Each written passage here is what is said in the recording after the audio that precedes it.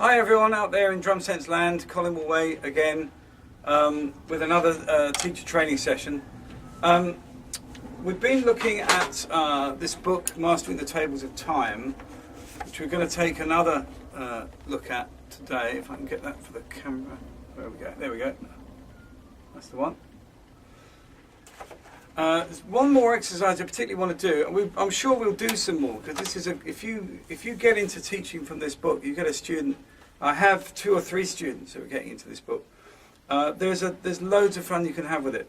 It's not for the faint-hearted. It's not for beginners, but for serious students who want to kind of just enhance their sticking technique and enhance the way they feel accents around the drums. This is a super book.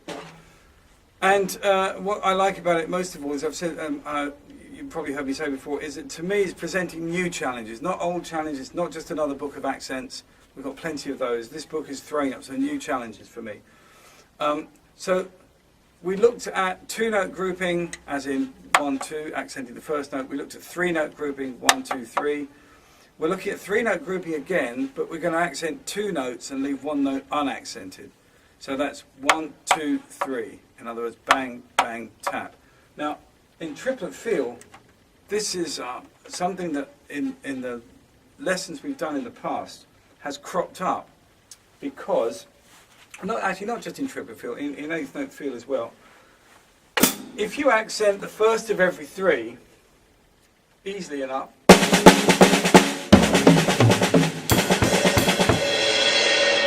but what I've always found fun is if you're accenting like so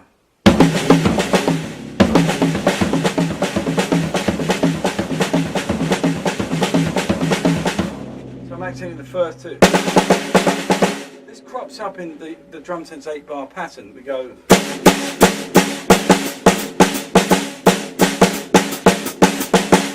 and line 3 goes. Now if you're playing that as 8th notes, you get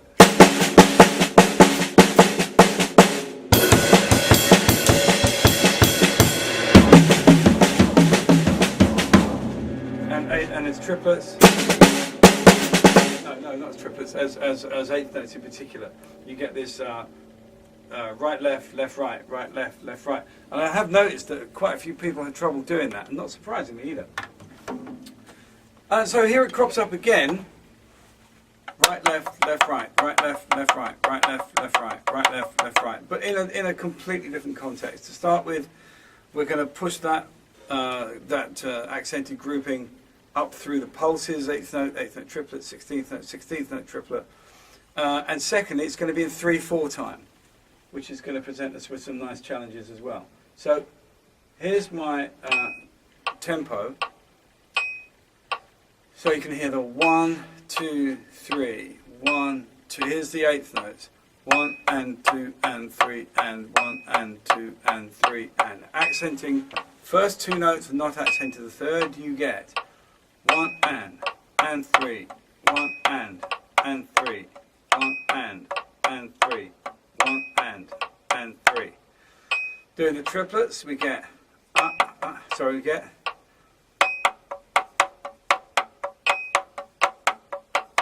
One and 2 and 3 and 1 and 2 and 3 and 1 and 2 and 3 and 1 and 2 and 3 and 16th notes is up up up up up up up up up up up up up up 1 E and a 2 E and a 3 E and a 1 E and a 2 E and a 3 E and da da da da da da da da da da da da da da da da da. She's quite cool.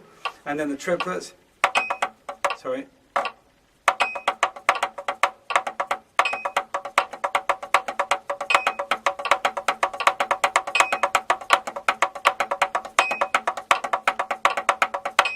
That's the idea. Anyway, we'll try that on the toms, it'll come out a bit clearer. So let's take that onto the drums. We're going to go.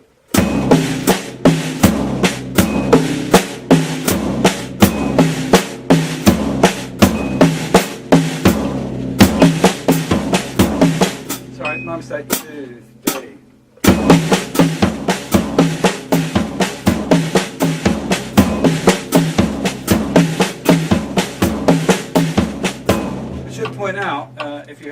notice that when you do the eighth note triplets, you begin the second bar with your left hand, so it's going, and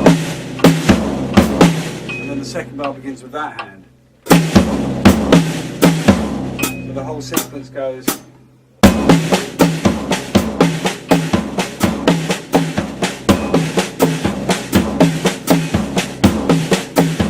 Okay, then the 16th, 1 E and a 2 E and a 3 E and a.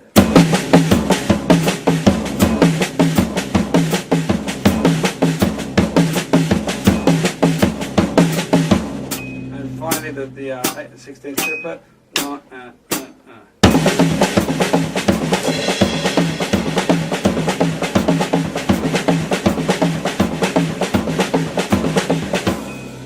Okay, hit the cymbal there, never mind. And let's try it on the cymbals. Give our bass drum foot a bit of a workout. 2, 3.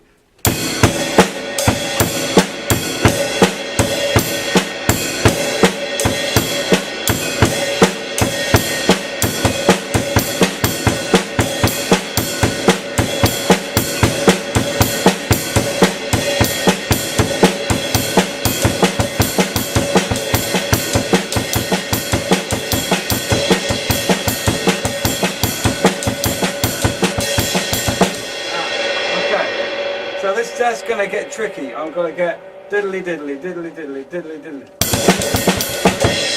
Quite fun.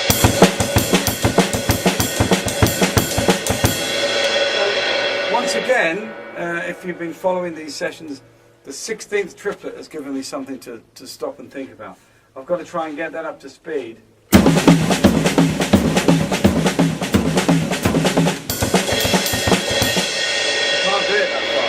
I'll try it twin pedal. Okay, so I could slow down and kind of go one. Well, how fast can I do it?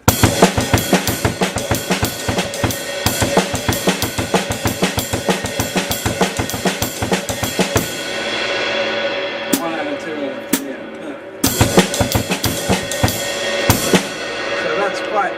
It's not like that. So I'm going up. There's my 16th.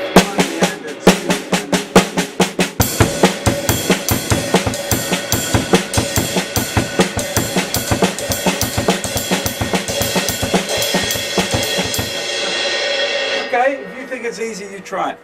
But there you go. Now, if we do a little jazz application for it, I find that the 16th notes always give me an interesting little pattern to play with. So we're going.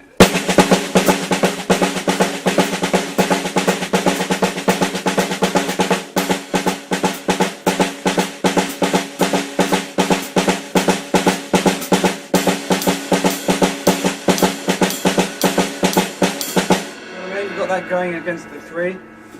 You could try playing the unaccented note on the cymbal and bass drum. So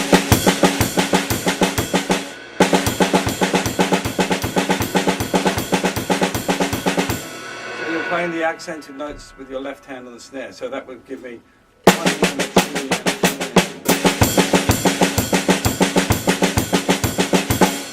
So I'm going 1, let me see.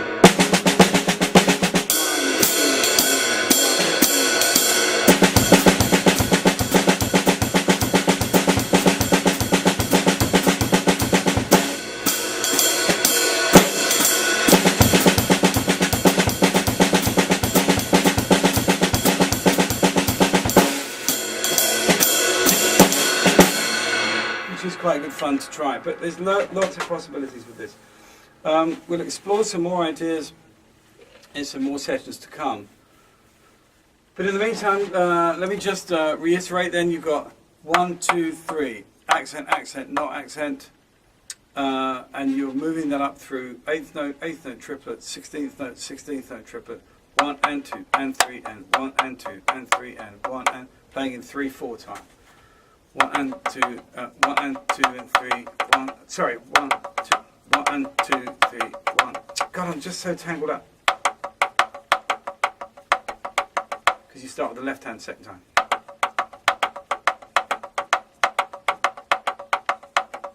Sixteenth. 1, 2, 3, 1, 2, 3, 1, 2, 3, and the 16th triplet.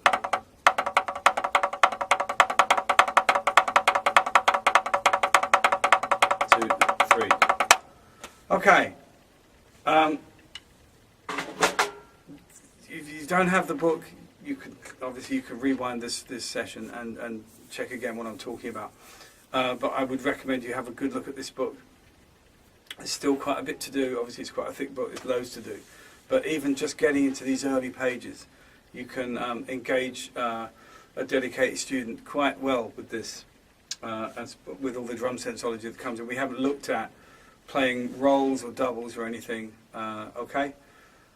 Right, I'll leave it at that for now. See you next time.